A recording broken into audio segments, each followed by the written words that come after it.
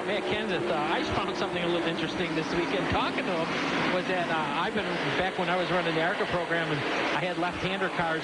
Found out that Matt actually was one of the chassis builders at Left-Hander Chassis. He built a couple of my ARCA cars. So now we know why he won all those races. Yeah, huh? nice kid. I call him a kid, but he's been racing for a while. Like you said, he's had good rides his whole career. He drove for Fred Nielsen out of the Chicagoland area. Had good equipment then, moved up to ASA, and now hooked up with the Risers. Robbie Risers put together a good program with Kraft's Single as their sponsor, and I'm glad to see him running up front.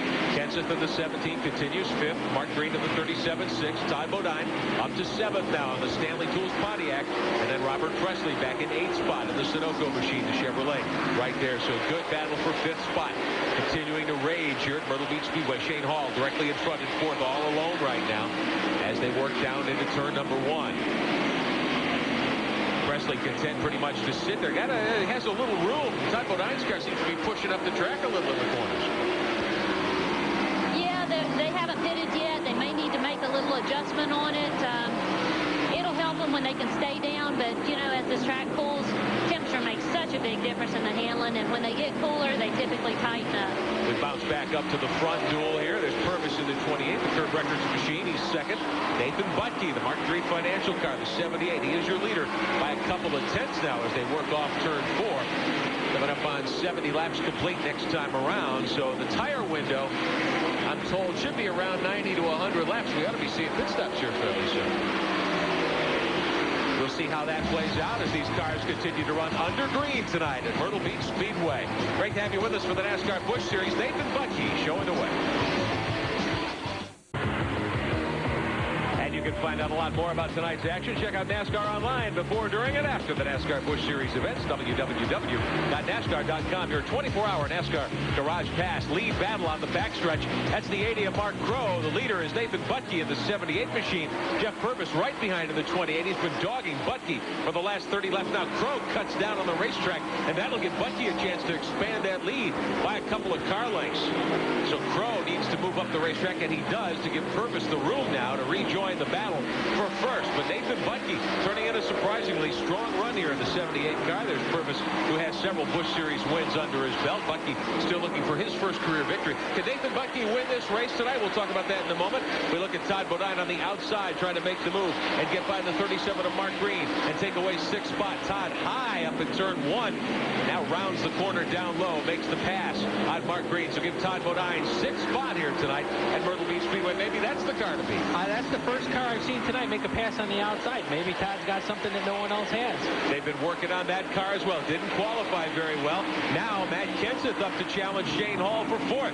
Kenseth takes a look down low. Hall's starting to push up the racetrack. Gets squirrely there, and Kenseth will go by. Here's Todd Bodine right there to take advantage as well. So give Kenseth 4th spot in the 17. Hall drops back to 5th. Todd Bodine just waiting patiently there. Well, Matt used that bumper horn again. Helped me make that pass a little bit. The cow catcher coming down into turn 1. There's Mike McLaughlin. Looks like he may have kissed the wall coming up onto the main straightaway. Last time we saw that white puff of paint there, more than smoke. He and Dennis Setzer in the 43 door-to-door. They're battling for 8th tonight. McLaughlin on the outside may get the spot. Mark Green directly in front of him. Now in 7th as Bodine takes over 6th. Yeah, but you see that blue car behind those two cars? Yeah, we see it. Yeah, that's Randy LaJoy. So I guess maybe his strategy is working. Obviously, backpedaled for a while. Now he's actually moving back up to the front. Now as the tires wear, and we're getting close to tire time for a lot of these teams, everybody would be loosening up, I would think. Yeah, I was talking to them. They can get about 65 laps, and then they really start to back up on them. So it's starting to show right now. Let's see what happened here at Mike McLaughlin's car. Oh, yeah. You can see he got crowded just a little. There's a car on the inside, and he brushed the outside wall. He made Magic a decent shoes. rub there. Yeah. That was a decent rub. Mike McLaughlin still on track, still doing fine. Robert Pressley was in the thick of the battle earlier.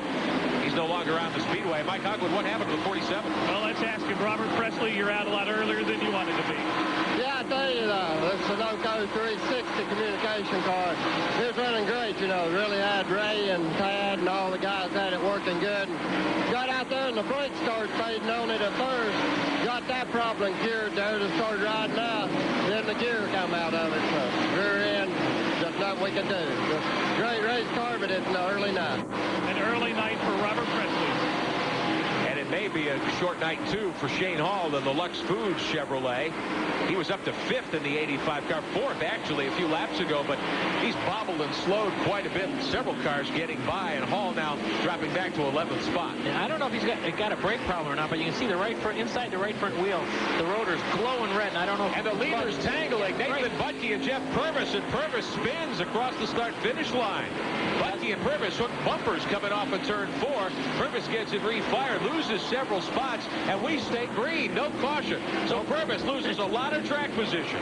He didn't hit anything, though, so he will most likely have to pit. You saw those tires earlier on the 29 car. The rubber on these tires are so thin. Now Fedewa has closed right back up. Let's show you what happened. The 2 leaders off 4. They had rubbed, and there's Purvis losing it and doing a 360 here on the main straightaway. Yeah, like I said, these tires are so thin because they need to keep the heat down in them, that if you do something like that, you're going to rub a considerable amount of them off. And if you do and you stay out there, lots of times you'll blow a tire out. Looked like Buttke got loose first coming off the 4th. Buttke actually got loose, checked up, and at 28, actually, when he checked up from not hitting it, he spun.